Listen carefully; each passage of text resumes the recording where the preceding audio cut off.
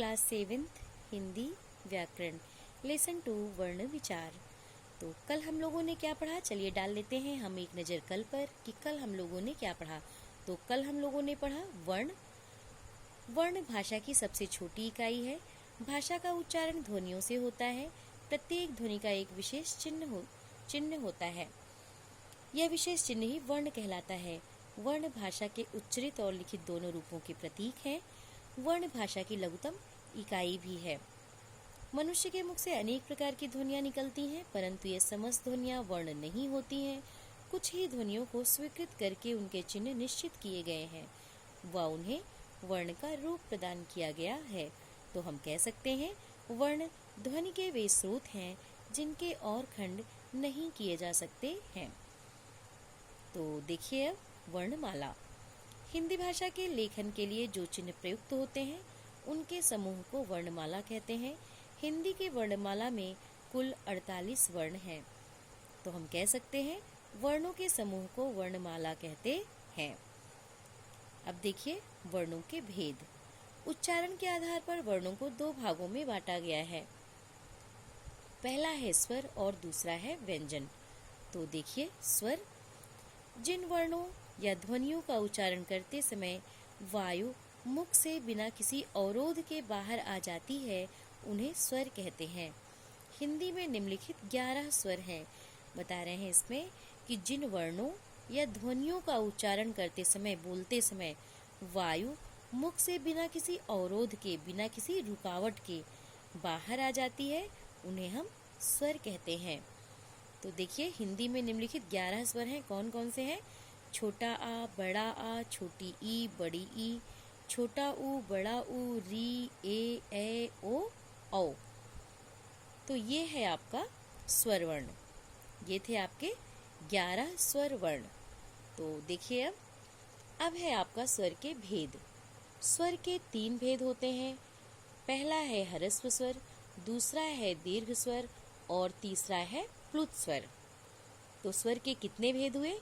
स्वर के 3 भेद हुए, ह्रस्व स्वर, दीर्घ स्वर, प्लुत स्वर। तो देखिए ह्रस्व स्वर।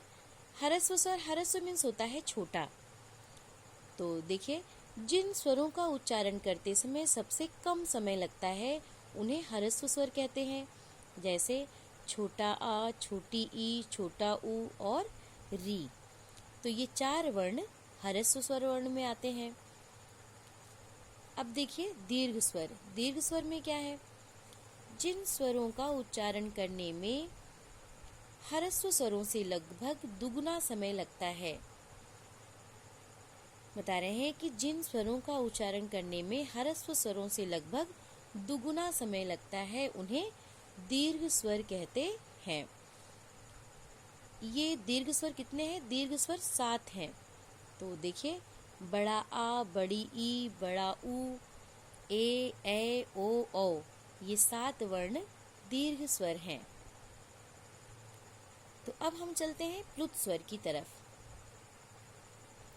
प्लुत स्वर जिन स्वरों के उच्चारण में ह्रस्व स्वर के उच्चारण से 3 गुना समय अधिक लगता है उन्हें हम प्लुत स्वर कहते हैं। प्लुत स्वर लिखते समय स्वर के आगे हिंदी की गिनती का 3 का अंक लिख दिया जाता है, जैसे ओम। तो बता रहे हैं कि प्लुत स्वर में इसका उच्चारण करते समय हमें तिगुना टाइम लगता है। जैसे जब हम किसी को तेज से बुलाते हैं ए इस तरह से, या जब हम कहते हैं ओम, ये है। तो ये है आपका प्लुत स्वर जिसमें तिगुना समय लगे। तो अब है आपका व्यंजन। व्यंजन क्या है इसको हम देखते हैं। जिन वर्णों का उच्चारण करते समय हवा रुकावट अथवा घर्षण के साथ मुख से बाहर आती है उन्हें व्यंजन कहते हैं। व्यंजनों का उच्चारण स्वतंत्र रूप से नहीं किया जा सकता। ये व्यंजन वर्ण स्वतंत्र नहीं है, इनका उच्चारण हम स्वतंत्र रूप से नहीं कर सकते हैं। इनका उच्चारण स्वरों की सहायता से किया जाता है। तो व्यंजन वर्णों को हम स्वर वर्णों की सहायता से बोलते हैं। तो देखिए व्यंजन के भेद। व्यंजन के कितने भेद हैं इसको देखिए। हिंदी वर्णमाला में कुल 35 व्यंजन हैं। तो इन्हें निम्नलिखित 3 भागों में बांटा गया है।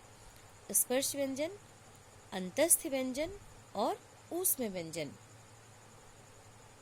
तो आज बस इतना ही, आगे कल। आज आपका होमवर्क है, ये आज जितना भी मैं आपको पढ़ाई समझाई, इसको आप फिर से अच्छे से पढ़ेंगे और समझेंगे भी। आगे कल। Thank you.